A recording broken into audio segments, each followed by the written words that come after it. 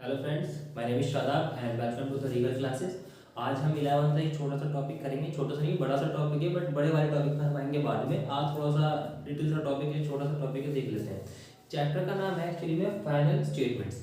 Final accounts बोल सकते हैं आप इसको। फाइनल अकाउंट्स में होता क्या है, आप ये कह सकते हो कि अभी तक जो हमने 11th में पढ़ा हुआ है ना, वो उस चीज़ की सारी ना समरी है ही। मतलब जो भी हमने प्रिंसिपल पढ़े हैं, अकाउंट्स पढ़े हैं, जो हमने सीखी हैं, जितना भी हमने अभी तक कुछ सीखा है 11th क्लास में शुरू से लेके अब तक, उस सब चीज का निचोड़ है यहाँ पर, कह सकते हो आप। या फिर ये कह सकते हो कि फाइनल स्टेज है हमारी अकाउंटिंग प्रोसेस की, जो मैंने आपको स्टार्टिंग में बताई थी शायद। मतलब जिनको मैं फेस टू फेस पढ़ाता हूँ उनको बताई थी मैंने। ठीक है, अब देखते हैं फाइनल स्टेटमेंट में होता क्या है। एक्चुअली बच्चों को हमेशा कंफ्यूजन रहती है कि फाइनल अकाउंट्स या फाइनल स्टेटमेंट में 3 अकाउंट्स आते हैं या 3 स्टेटमेंट आते हैं, कह सकते हो आप। नहीं, ऐसा नहीं है, 2 स्टेटमेंट होते हैं। कितने होते हैं? 2 स्टेटमेंट होते हैं। और 2 स्टेटमेंट का मतलब ये होता है, उसमें आते हैं इनकम स्टेटमेंट और एक बैलेंस शीट। ये बैलेंस शीट एक स्टेटमेंट होता है बाय द वे, और यहाँ पे इनकम स्टेटमेंट है तो साफ साफ लिखा हुआ है। ठीक है ना। अब इनकम स्टेटमेंट में क्या होता है सर? इनकम स्टेटमेंट वो स्टेटमेंट होता है जो हमारे इनकम्स को दिखाता है। किसको दिखाता है? इनकम्स और खर्चों को दिखाता है। जी सर बताइए। अब इसमें ट्रेडिंग आता है, प्रॉफिट एंड लॉस आता है। बच्चे हमेशा कंफ्यूज रहते हैं कि सर ट्रेडिंग और प्रॉफिट एंड लॉस तो अलग अकाउंट है। हाँ अलग अकाउंट है, लेकिन इसको हम इनकम स्टेटमेंट में कंसीडर करते हैं दोनों को। इन दोनों का जोड़ जो होता है ना मिला के, उसे बोलते हैं इनकम स्टेटमेंट। यहाँ से हमारा नेट प्रॉफिट या फिर नेट लॉस आता है, वो हमारी इनकम को अफेक्ट करता है। वो बताता है हमारी कितनी इनकम हुई है, कितनी इनकम नहीं हुई है। सर जैसे कि हमारे ट्रेडिंग अकाउंट, इसके बारे में बताइए। पहले बैलेंस शीट के बारे में हम बाद में पढ़ेंगे। ट्रेडिंग अकाउंट का मतलब होता है sir the account which records all the transaction related to production. देखो यहाँ पे केवल इतनी ही डेफिनेशन नहीं है इसकी जो मैंने यहाँ पे लिखी हुई है। डेफिनेशन इसकी और भी हो सकती है। जैसे कि मैं आपसे ये कहूँ कि ट्रेडिंग अकाउंट वो सारे ट्रांजैक्शन रिकॉर्ड करता है जो डायरेक्ट होते हैं। डायरेक्ट का मतलब जो डायरेक्टली रिलेटेड होते हैं बिजनेस से, या बिजनेस के ऑपरेशन से, या बिजनेस के प्रोडक्शन से, कह सकते हो आप। मतलब जिनके बिना प्रोडक्शन संभव नहीं है, पॉसिबल नहीं है, उसको हम क्या बोल देते हैं सर? हम बोल देते हैं डायरेक्ट एक्सपेंडिचर या फिर डायरेक्ट इनकम बोल देते हैं। जैसे कि एग्जांपल बताओ सर, क्या क्या आएगा ट्रेडिंग अकाउंट में? सर सबसे पहला है परचेज ऑफ गुड। देखो अगर हम परचेज नहीं करेंगे तो हमारा प्रोडक्शन नहीं होगा, हुआ है रिलेटेड प्रोडक्शन से। जी सर। फ्यूल एंड पावर, अगर हम मशीनों में फ्यूल नहीं डालेंगे, पावर नहीं आएगी फैक्ट्री में, तो हमारा उत्पादन नहीं हो पाएगा, प्रोडक्शन नहीं हो पाएगा। तो ये भी क्या हो गया सर? हमारा डायरेक्ट एक्सपेंस हो गया। वेजेस, अगर हम मजदूरों को मजदूरी ना दें, वेजेस ना दें, तो वो कल को आएंगे काम करने? नहीं आएंगे, हमारा प्रोडक्शन रुक जाएगा। तो ये भी क्या हो गया सर? हमारा ट्रेडिंग अकाउंट का एक आइटम हो गया, यानी कि खर्चा हो गया। आगे बोल रहे हैं कैरेज इनवर्ड। देखो किसी भी, अगर किसी भी खर्चे के आगे इनवर्ड लगा हुआ है तो वो ट्रेडिंग में आएगा, कह सकते हो आप। मतलब कैरेज है यहाँ पर। कैरेज मतलब सामान को लाने वाले का जो खर्चा होता है वो, अगर ये इनवर्ड है तो ये प्रोडक्शन से रिलेटेड है, क्योंकि अगर हम कैरेज ही नहीं देंगे तो हमारा माल नहीं आ पाएगा फैक्ट्री तक। और कैरेज आउटवर्ड का मतलब क्या होता है? कैरेज आउटवर्ड का मतलब होता है उत्पादन हो गया, बिक्री कर दिया हमने, माल को भेज रहे हैं। किसी किसी ग्राहक को हम भेजते भी हैं तो हमें वहां पे खुद से खर्चा करना पड़ता है ग्राहक को बनाए रखने के लिए। तो वो कैरेज आउटवर्ड है। वो क्या है? कैरेज आउटवर्ड है, वो इसमें नहीं आएगा क्योंकि वो प्रोडक्शन से रिलेटेड नहीं है। वो खर्चा हम करें ना करें, हमारा उत्पादन हो चुका है। अब प्रॉफिट एंड लॉस देख लेते हैं। आई होप ये क्लियर हो गया होगा आपका। और हाँ, सेल्स ऑफ गुड्स वो भी इसी में ही आएगा, क्योंकि सेल करना तो एक मेन काम है ना हमारा। मैंने कहा प्रोडक्शन से रिलेटेड या फिर जो बिजनेस का ऑपरेशन है उससे रिलेटेड जितनी भी इनकम्स वगैरह होती हैं वो सारी यहीं पे ही आती हैं। ओपनिंग स्टॉक वगैरह, क्लोजिंग स्टॉक भी यहीं पे आता है। बताऊंगा क्यों। अभी मैं एक सवाल करवाऊंगा इससे संबंधित, वो देखना आप। अभी हम पढ़ते हैं प्रॉफिट एंड लॉस अकाउंट क्या होता है sir. Profit and loss account में वो सारी आइटम्स आती हैं जो ट्रेडिंग में नहीं आती, ये कह सकते हो आप पहले तो। दूसरी बात, वो सारी आइटम आती हैं जो इनडायरेक्ट नेचर की होती हैं। किसकी सर? Indirect nature. मतलब इनडायरेक्ट खर्चे और इनडायरेक्ट इनकम जो होती हैं वो सारे के सारे यहीं पे आ जाते हैं। मतलब जिनका प्रोडक्शन से या फिर जो बिजनेस की मेन ऑपरेटिंग एक्टिविटी है उससे कोई लेना देना नहीं होता इसका, वो सारे के सारे यहाँ पे आ जाते हैं। मतलब ये भी कह सकते हैं आम भाषा में कि अगर हम ये खर्चे ना भी करें तो हमारे प्रोडक्शन पे कोई फर्क नहीं पड़ेगा। ठीक है सर, कोई दिक्कत वाली बात नहीं। जैसे कि कौन कौन सा? सैलरी। भाई सैलरी हम देते हैं एम्प्लॉयज को जो कि ऑफिस में काम करते हैं। फैक्ट्री में काम करने वालों को हम वेजेस देते हैं, तो इससे हमारी फैक्ट्री पे कोई फर्क नहीं पड़ने वाला है। हाँ अगर फर्क पड़ भी सकता है तो वो महीने 2 महीने बाद पड़ेगा, क्योंकि इनको जो सैलरी मिलती है वो मंथली बेस पे मिलती है। रेंट, अगर हम बिल्डिंग का रेंट ना दे तो पूरे महीने तो हमने प्रोडक्शन करा ना, प्रोडक्शन पे कहाँ फर्क पड़ा? रेंट हम देंगे 2-3 महीने का एक साथ, 2-3 महीने तक प्रोडक्शन होता रहेगा, इससे प्रोडक्शन का कोई लेना देना नहीं है। डेप्रिसिएशन, भाई मशीनों की वैल्यू कम हो रही है, संपत्ति की, कोई भी संपत्ति, कार है हमारे पास ट्रक है, वैन है, या फिर हमारी कोई बिल्डिंग है बिजनेस की, उसकी अगर वैल्यू कम होती है तो उसका प्रोडक्शन पे कहाँ फर्क पड़ता है? कुछ भी फर्क नहीं पड़ता। ये भी क्या हो जाएगा सर? हमारा इनडायरेक्ट खर्चा हो जाएगा। इंटरेस्ट हमने कहीं से मतलब लोन ले रखा है बैंक से या डिबेंचर इशू कर रखे हैं, कुछ भी हमने मतलब मार्केट से पैसा उठा रखा है, उस पर अगर हम इंटरेस्ट देंगे तो वो भी हमारा क्या कहलाएगा, इनडायरेक्ट खर्चा कहलाएगा। ऐसे ही हमारा कमीशन आया था, हमने किसी का मतलब हमने किसी से कुछ काम करवाया, उसको हमने वो काम करने के लिए कमीशन दिया, उसका मेहनत आना दिया, तो वो भी हमारा क्या हो गया सर, इनडायरेक्ट खर्चा हो गया, इसका प्रोडक्शन से कोई लेना देना नहीं है। हाँ एक बात और ध्यान रखना, अगर इनमें से किसी के भी आगे, जैसे मान लो रेंट है, कमीशन है, इंटरेस्ट है, किसी के भी आगे अगर रिसीव लिखा हुआ है, क्या लिखा हुआ है, रिसीव लिखा हुआ है, या तो रिसीव लिखा हुआ, ठीक है जी सर, या फिर क्रेडिट लिखा होगा, तो वो इनकम बन जाएगी आपकी। मतलब अगर कमीशन लिखा हुआ है तो खर्चा है आपका, और अगर कमीशन रिसीव लिखा हुआ है तो वो हमारी बन जाती है इनकम। ऐसे ही रेंट लिखा हुआ है तो खर्चा है, रेंट रिसीव होगा तो हमारी इनकम है। ऐसे ही हमारी सर सैलरी हो जाएगी, इंटरेस्ट हो जाएगा। इस बात का आप खास ख्याल रखेंगे, क्योंकि प्रॉफिट एंड लॉस अकाउंट में इस बात को लेकर घुमाता है वो सवाल बच्चों को कि सर भाई हमें रेंट भी दे दिया और रेंट रिसीव भी दे दिया, बच्चा कंफ्यूज है, खर्चा कौन सा इनकम कौन सी। भाई साफ साफ लिखा हुआ है रेंट रिसीव, मतलब हमें रेंट मिला, हमने कोई बिल्डिंग किसी को किराए पे दे रखी है, आज बिजनेस के नाम से वो बिल्डिंग है तो बिजनेस की इनकम हो रही है रेंट के नाम से, लेकिन वो ऑपरेटिंग हमारी इनकम नहीं है। अब आते हैं बैलेंस शीट पे। सर बैलेंस शीट का मतलब क्या होता है, बैलेंस शीट का मतलब एक ऐसा स्टेटमेंट जो हमारी फाइनेंशियल पोजीशन को दिखाता है, फाइनेंशियल पोजीशन को प्रेजेंट करता है, उसे हम क्या बोल देते हैं, बैलेंस शीट। और हम कुछ और शब्दों का अगर हम वो करते हैं, इसी और शब्दों का इस्तेमाल करते हैं तो उसमें हम क्या बोलेंगे, इसको एसेट और लायबिलिटी जो रिकॉर्ड करता है उसको हम क्या बोल देते हैं सर, बैलेंस शीट बोल देते हैं। मतलब सिंपल सी भाषा में जो हमारी एसेट, भाई देखो आपने खर्चे और इनकम यहाँ पे रिकॉर्ड कर लिए हैं, अब बचा क्या बिजनेस में, संपत्तियां बची और लायबिलिटीज बची, यानी कि एसेट लायबिलिटी बची हमारी, उनका रिकॉर्ड कौन करेगा, उनका रिकॉर्ड बैलेंस शीट करेगी। यानी कि बैलेंस शीट में क्या क्या आएगा सर, हमारी एसेट आएगा और लायबिलिटी आएगी। यानी कि एसेट में सर नॉन करंट है, जितनी भी एसेट है बिजनेस की वो सारी सर यहाँ आ जाएगी, गुडविल हो गई, डेटर हो गई, क्रेडिटर मतलब क्रेडिटर तो हमारी लायबिलिटी है, सॉरी बीआर हो गया, बिल्स रिसीवेबल हो गया, और हमारी बिल्डिंग हो गई, मशीन हो गई, प्लांट हो गया, वैन हो गया, ट्रक हो गया, ठीक है, कैश हो गया, बैंक में जो बैलेंस पड़ा हुआ है वो सारा यहाँ पे आ जाएगा, किसमें सर, एसेट्स में। ऐसी हमारी लायबिलिटीज में आ जाती है। लायबिलिटीज हमारी दो तरह की होती है, ध्यान रखना, एक्सटर्नल और इंटरनल, दोनों की दोनों लायबिलिटी यहीं पर आएंगी। एक्सटर्नल जो हमने बाहर से पैसा उठा रखा है, इंटरनल जो हमारे ओनर की जो लायबिलिटी है, ओनर के टुवर्ड्स जो हमारी लायबिलिटी है, उसमें हम क्या बोल देंगे सर, इंटरनल लायबिलिटी यानी कि कैपिटल। अभी मैं इस पर आपको एक सवाल करवाऊंगा, उस सवाल को ध्यान से देखना। तो अब देखते हैं एक सवाल जो हमने ये पढ़ा था उसी से रिलेटेड है कुछ, और एक भयंकर सवाल है, भयंकर सा मतलब तीनों अकाउंट एक साथ बनाने हैं, देखते हैं कैसे करते हैं। आपके स्क्रीन पे सवाल आ जाएगा। सवाल में दिया गया है कुछ इस तरीके से, कैपिटल, बिल्डिंग, मशीनरी, डाटा वगैरह बहुत सारे आइटम दे रखे हैं, हमें बनाना क्या क्या वो पढ़ लेते हैं सर। ट्रेडिंग है, प्रॉफिट एंड लॉस है, और बैलेंस शीट बनानी है। अब पहले फॉर्मेट बना देते हैं ना।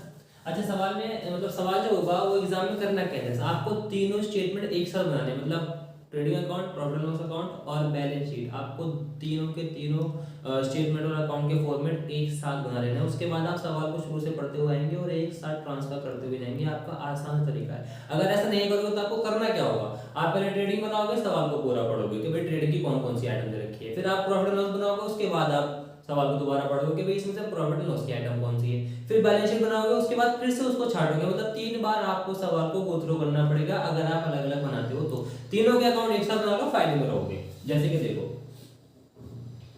वैसे बच्चा करता नहीं है जैसे हम बताते हैं, लेकिन फिर भी अगर आप करो, हमारी बात मानो, तो आप फायदे में रहोगे। जो मैं बोल रहा हूँ वैसे ही करना। ये मान लो हमारा ट्रेडिंग अकाउंट है, कौन सा है ये, ट्रेडिंग अकाउंट।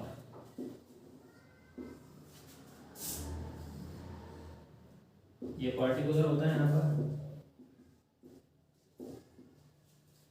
ठीक है जी सर, बताइए। और इसके बाद कुछ इस तरीके से हम बनाते हैं अपना profit and loss account, profit and loss account, credit और यहाँ पर डेबिट। यह हो गया हमारा अमाउंट,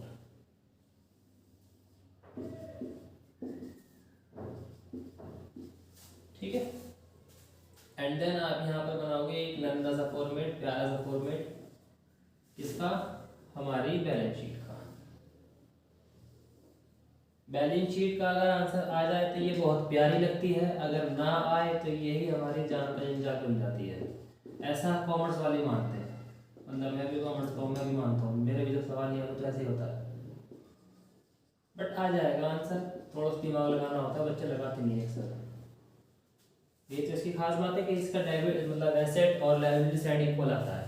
अब देखते हैं, करते हैं सवाल करते हैं। मैंने कहा ना सवाल को आप शुरू से ऊपर पढ़ते हुए मतलब पढ़ते हुए आओगे और हर एक आइटम को जहां जहां जानी होती है वो पहुंचा देंगे। मैं आपसे पूछूंगा, आप मुझे बताना कहाँ कहाँ कौन सी आइटम जाएगी। सबसे पहले बोल रहा हूँ कैपिटल। सर कैपिटल कहाँ जाएगी बताओ जरा। यस, लायबिलिटी साइड में। कहाँ जाएगी? लायबिलिटी साइड में। अच्छा, इसका देखो एक होता है इनर कॉलम, एक होता है आउटर कॉलम। अभी कैपिटल में ना कुछ आइटम आ रही है, कुछ आइटम ऐड करना है, कुछ आइटम हमें घटाना होता है। तो इसको ना आप एटलीस्ट अगर कुछ घटाना नहीं है तो हमें प्रॉफिट ऐड करना पड़ेगा, लॉस हुआ तो हमें वो लेस करना पड़ेगा। तो आप इसका फाइनल अमाउंट यहाँ मत लिखो, अभी इनर कॉलम में लिखो 35,000, 35,000, कोई दिक्कत नहीं है सर। आगे बोल रहा है बिल्डिंग। बिल्डिंग कहाँ आएगी सर? यहीं पे आएगी। बिल्डिंग कितने की है सर? यह है हमारी 18,750, 18,750। कुछ एडजस्टमेंट वाला सवाल नहीं है, सिंपल वाला सवाल है। मशीनरी बोल रहा है सर ये 9,250, यानी कि मशीनरी दे रखी है अपने को, कोई दिक्कत वाली बात नहीं है, हम मशीनरी पहुंचा देंगे 9,250। 9,250 डेटर दे रखे हैं हमारे 7,000। डेटर भी ये भी आएगा, हमने सीखा हुआ है भी। डेटर्स कितने हैं सर हमारे? डेटर दे रखे हैं 7,000।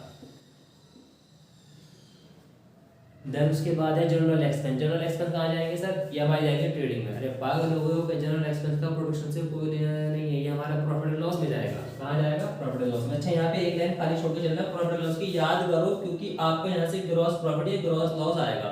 अब वो यहाँ तो अगर ग्रॉस लॉस आया तो वो यहाँ तो वो आएगा यहाँ पर, इधर की साइड ओवर ट्रांसफर। अगर ग्रॉस प्रॉफिट आया तो वो यहाँ से यहाँ ट्रांसफर होता है। अब आप शुरू से ही अगर आप यहाँ पे जगह नहीं छोड़ोगे तो लिखोगे, बीच में लिखा होगा वो अच्छा नहीं लगेगा, इसलिए एक लाइन खाली छोड़ के चलना, उसकी कोई वैल्यू नहीं है, मतलब कोई इसका नंबर नहीं काटेगा आपके। ठीक है सर, तो हम यहाँ से स्टार्ट करते हैं। तो जनरल एक्सपेंसेस, कितना एक्सपेंस लिखो, अकाउंट मत लिखो यहाँ पर, क्योंकि हम यहाँ पे अकाउंट को बंद कर रहे होते हैं। कितना? 800। आगे है सर हमारा रेंट पेड।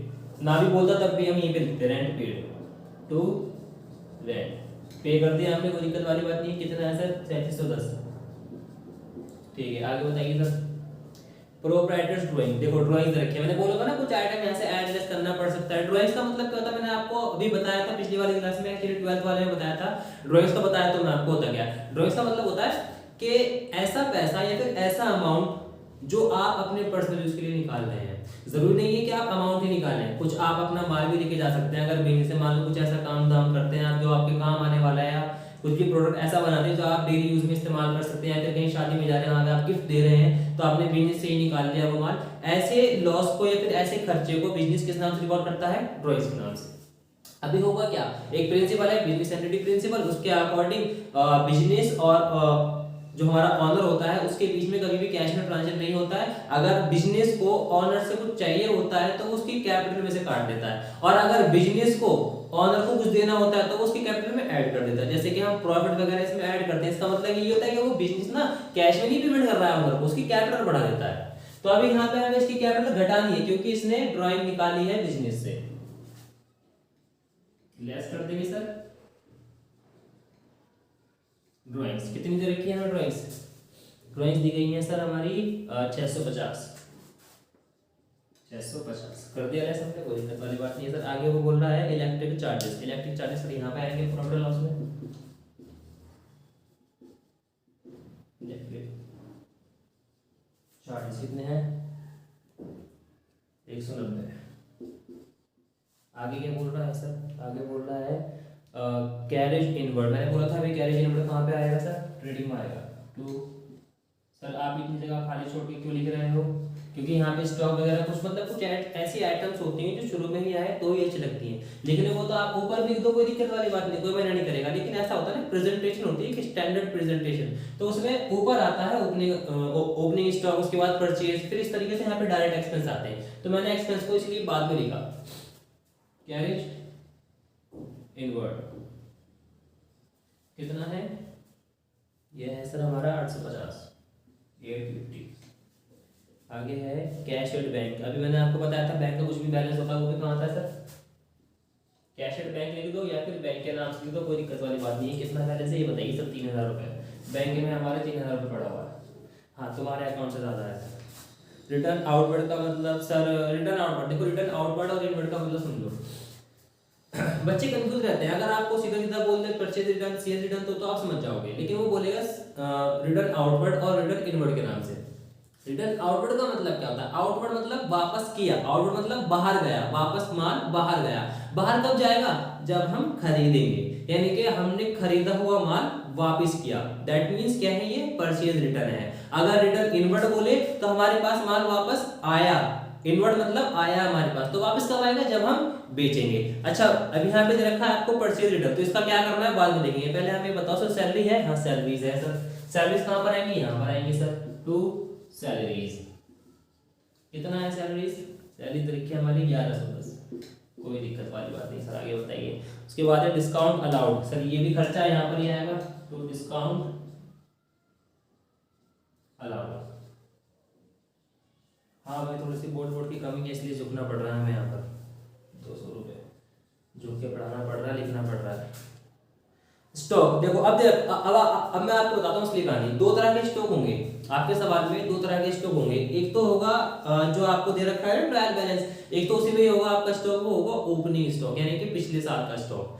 एक होगा क्लोजिंग स्टॉक जो आपको सवाल के बाहर देगा, यानी कि इसको यहाँ से इन्होंने साम्राज्य से बाहर कर दिया, यानी कि जो ये ट्रायल हमारा ट्रायल बैलेंस है इससे बाहर कर दिया। कहने का मतलब ये जो क्लोजिंग स्टॉक है ये दो जगह जाएगा। दो जगह जाने का मतलब ये है सर, मैं आपको थोड़ा सा आगे को बता रहा हूँ, ध्यान रखना। एडजस्टमेंट वाले हम सवाल करेंगे तभी बताऊंगा ये वाली चीज, कि जब आपको कोई चीज एडजस्टमेंट में दे या फिर ट्रायल बैलेंस के बाहर दे, उसका ट्रीटमेंट दो बार होगा। उसका ट्रीटमेंट दो बार होने का मतलब ये है कि एक तो या तो ट्रेडिंग या फिर प्रॉफिट लॉस में जाएगा और एक बैलेंस शीट में जाएगा। तो क्लोजिंग स्टॉक को हम बाद में देखेंगे। ओपनिंग स्टॉक क्योंकि अंदर दे रखा है उसका ट्रीटमेंट एक ही बार होगा। कहने का मतलब ये है क्लोजिंग स्टॉक हमेशा आपको बाहर देगा और उसका ट्रीटमेंट दो बार होगा। ओपनिंग स्टॉक आपको अंदर ही देगा, अगर डेट ना भी लिख के दे इसका मतलब समझ जाना कि वो ओपनिंग स्टॉक है, क्योंकि क्लोजिंग स्टॉक बाहर दे रखा होगा आपको। ठीक है सर, ओपनिंग स्टॉक करना क्या है ये बताइए आप, यहाँ पे आएगा ये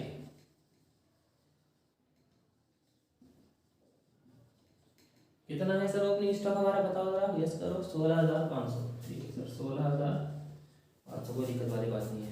आगे है बिल्स पेबल है सर हमारा 5,000। बिल्स पेबल लायबिलिटी होती है, बच्चा जानता करेगा सर, इसमें भी यहाँ पे एक लाइन छोड़ दो, यहाँ पे लिखिए आप बिल्स पेबल। बिल्स पेबल कितने का गेस करो? 5,000। बहुत बढ़िया, कोई दिक्कत वाली बात नहीं है। आगे है सेल्स। अब देखो हमें सेल्स दे रखी है, मैंने कहा था आपको सेल्स कहाँ आएगी सर? ट्रेडिंग में आएगी, क्योंकि मेन काम तो हमारे यही है। अब अगर हम सेल्स की इनकम यहाँ पे इंक्लूड ना करें तो कहाँ करेंगे? नहीं तो करेंगे भाई। सेल्स कितनी हुई है हमारी? सेल्स हुई है हमारी सर 73,500 की। बहुत बढ़िया माशाल्लाह। अच्छा, कुछ हमें रिटर्न भी दे रखा है क्या? सेल्स रिटर्न नहीं सर, सेल्स रिटर्न तो हमें शायद नहीं दे रखा है। रिटर्न इनवर्ट नीचे दे रखा है, देखो ध्यान से देखो, लास्ट वाली आइटम 450 रुपए की, तो वो भी हम ये भी हाथ के हाथ ट्रीट कर देते हैं। इसका मतलब हम यहाँ से लेस क्यों कर रहे हैं सर? इनवर्ट 450 कितना आ जाएगा सर? ये 73,050 आ जाएगा। अच्छा ऐसा क्यों हुआ भाई? हमने इतनी सेल करी थी टोटल, कुछ सेल का माल जो हमने बेचा था वो हमारे पास वापस आ गया, तो मैं उसको थोड़ी ना इंक्लूड करूंगा सेल्स में। वो तो हमारा मतलब हमारे सेल को कम कर रहा है ना भाई, कितना माल हमें वापस भेज दिया उसने, इसलिए हम यहाँ से इसको क्या कर रहे हैं? घटा रहे हैं। ऐसे ही आप करोगे परचेज के साथ। अब अगला देखो, परचेज रखा है अगला। ठीक है, परचेज यहाँ पे लिखेंगे हम सर टू परचेज। परचेज कितना दिया हुआ है बताओ? 46,850। 46,850 यहाँ से आप लेस कर दोगे, जैसे कि आपने सेल्स रिटर्न को करा ऐसे ही आप परचेज रिटर्न को कर दोगे। परचेज रिटर्न लिख दो, रिटर्न आउटवर्ड लिख दो, बात एक ही है। ठीक है भाई, डरना मत। परचेज रिटर्न कितना है? परचेज रिटर्न गैस करो। 110 रुपये, जो हमने पीछे भी छोड़ा हुआ था एक आइटम। 110 रुपये आप यहाँ से घटाएंगे तो कितना आ जाएगा सर? ये 750 और ये आ जाएगा 46,740। ठीक हो गया सर। देखो जो आपने अभी रिटर्न आउटवर्ड यानी कि हाँ रिटर्न आउटवर्ड जो अभी छुड़वाया था उसका भी हमने रिकॉर्ड कर दिया है, यहाँ पे लेस कर दिया। अच्छा इसका एक और तरीका है, मैं आपको बता देता हूँ। परचेज रिटर्न आप यहाँ पे ना दिखा कर इधर की साइड दिखा सकते हो मेन आइटम के तौर पे, यानी कि बाहर आउटर कॉलम में। ऐसे ही आप रिटर्न इनवर्ट यानी कि सेल्स रिटर्न को यहाँ लेस ना करके इधर की साइड आप दिखा सकते हो टू सेल्स रिटर्न करके, यानी कि मेन आइटम करके आउटर कॉलम में। ध्यान रखना, इसका ऑप्शनल था, मैंने बता दिया आपको। आगे वेजेस, सर वेजेस हम इधर लिखे हैं, कोई दिक्कत नहीं, वेजेस भी दिखा देंगे। वेजेस यहाँ पे आते हैं, हमें बताया गया था। अभी वेजेस और सैलरीज को लेकर एक चीज बताऊंगा, ध्यान रखना उसका। वेजेस सब 12,500 के हैं, कोई दिक्कत वाली बात नहीं। आगे बोल रहा है sir cash in hand, cash दे रखा है आपको, एसेट है, आपकी संपत्ति है भाई, आपके हाथ में कैश है, कितना है 1800, हाँ सर 1800 है जी सर। आगे बताइए, सन्ड्री क्रेडिटर है हमारे 10,000 के, ठीक है, इनकी लायबिलिटी है हमारी, क्रेडिटर्स रखे हमें कितने सर 10,000, ठीक है सर, हो गया, कोई दिक्कत वाली बात नहीं है। अभी हमारे यहाँ पे एक आइटम रहेगी, शायद आप उसको इग्नोर कर रहे हैं, ध्यान से देखो सवाल में जाकर, क्लोजिंग स्टॉक। क्लोजिंग स्टॉक आपको बाहर दे रखा था और मैंने अभी आपको एक चीज बताई थी, क्लोजिंग स्टॉक का ट्रीटमेंट 2 बार होगा क्योंकि वो सवाल के बाहर है। जो जो आइटम आपको सवाल के बाहर देगा उसका ट्रीटमेंट 2 बार होगा, ध्यान रखना, वो हमारी एडजस्टमेंट होती है जी सर, ध्यान रखेंगे। तो इसका ट्रीटमेंट बताइए कहाँ कहाँ जाएगा। पहली बात तो एक ट्रीटमेंट होगा इसका यहाँ पर बाय क्लोजिंग स्टॉक करके, कितना है क्लोजिंग स्टॉक 18,210, 18,210 रुपए का। एक और जगह होगा क्योंकि ये स्टॉक है, एक बार बताओ स्टॉक कहाँ आता है, बैलेंस शीट में नहीं आएंगे, मैंने भी आपको एग्जांपल लिखवाया था, याद करो वो थ्योरी का, पीछे जाके पढ़ो। तो जो जो यहाँ पे स्टॉक आएगा बैलेंस शीट में वो कौन सा होगा, क्लोजिंग होगा, ध्यान रखना। स्टॉक कितना है सर 18,210, जी सर।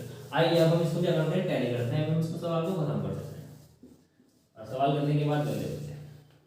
आप ध्यान से देखो यहाँ पे क्या हैवी आ रहा है, मेरे ख्याल से ये वाली साइड हैवी आएगी, इसी को करते हैं पहले, आओ देखते हैं कौन पहले करता है, आप या मैं। प्लस सर आप तो कैलकुलेटर से कर रहे हो, हाँ मुझे अलाउ है क्योंकि आप नहीं कर सकते, आप अपना हैंड से ही करना है कैलकुलेशन, क्योंकि आपको काम आएगी वो एग्जाम में, 11th में भी 12th में भी, ध्यान देना इस बात पर, ठीक है। ये तो बेईमानी है, हाँ भाई हमारे यहाँ ऐसे ही होता है, खेलना तो खेलो वरना मत खेलो। कितना आ गया सर हमारा 14,670, सर ये टोटल कितना आ रहा था,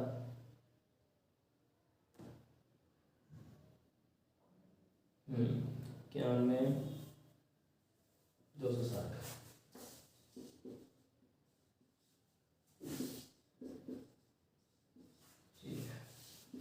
भाई देखो इनकम साइड हमारी हैवी आई है, इनकम साइड हमारी हैवी आई है, एक्सपेंस साइड हमारी कम आई है, तो हम क्या करेंगे यहाँ पे प्रॉफिट होगा, ये अच्छी बात है बुरी बात है, अच्छी बात है सर, इसे हम बोलेंगे ग्रॉस प्रॉफिट। ग्रॉस प्रॉफिट का मतलब होता है इसमें से कुछ और घटाना बाकी है, यानी कि ये वाले एक्सपेंस घटाने बाकी है। कितना आ रहा है सर ये हमारा 14,670, ठीक है सर, ये आ गया।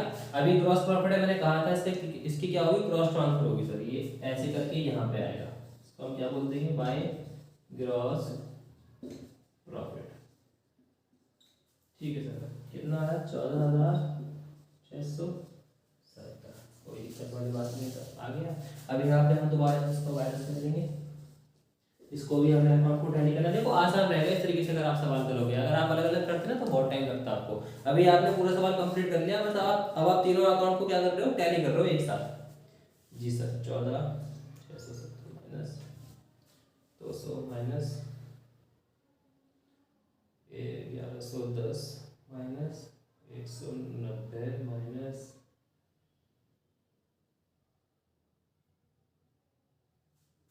ये कितना आ गया सर हमारा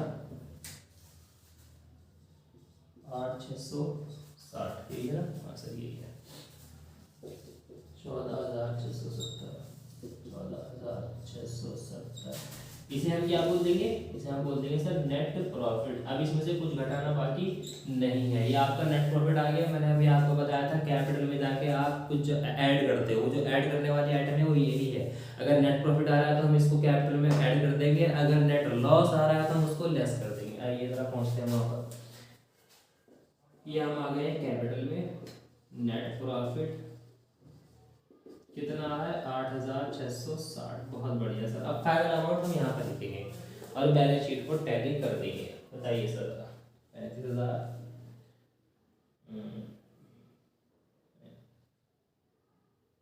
ये हमारी नेट कैपिटल आ रही है 43,10,